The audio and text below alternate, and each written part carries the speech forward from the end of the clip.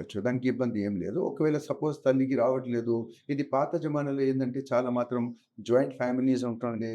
ఇద్దరు 2, 2, 3 small babies ఉన్న ఒక ఆమెకి రాకుండా ఆర్ ఆమె బిజీ ఉన్నా ఆర్ వర్కింగ్ చేసిన వాళ్ళు వేరే మదర్స్ ఆ పాపకి పాలిచ్చడము ఆర్ ఈ మదర్ ఆ పాపకి పాలిచ్చడం అది ఇంటర్చేంజింగ్ ఆఫ్ ద పాలు ఇచ్చడం జరుగుతుంటే దానికి ఇబ్బంది ఏం లేదు అది. But another important very important point is దేవుడు మన శరీరం చేసినప్పుడు ఇంకా పెద్ద గుణ పెట్టింది ఏంటంటే పాలు పాప ఏజ్ ప్రకారం కూడా మోడిఫై అవుతుంది మనకి.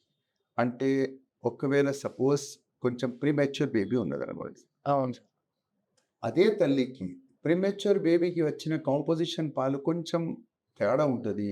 టర్మ్ బేబీకి కాంపోజిషన్ కొంచెం తేడా ఉంటుంది. అంటే ఆమెకి రిక్వైర్మెంట్ ఎక్కువ ఉంది కాబట్టి కొంచెం అది మార్పులు కూడా కొంచెం అది ఉంటుంది. అది బెనిఫిట్స్ తల్లి పాలలో ఉంటాయి. బయట పాలలో దొరకదు మనకి అది.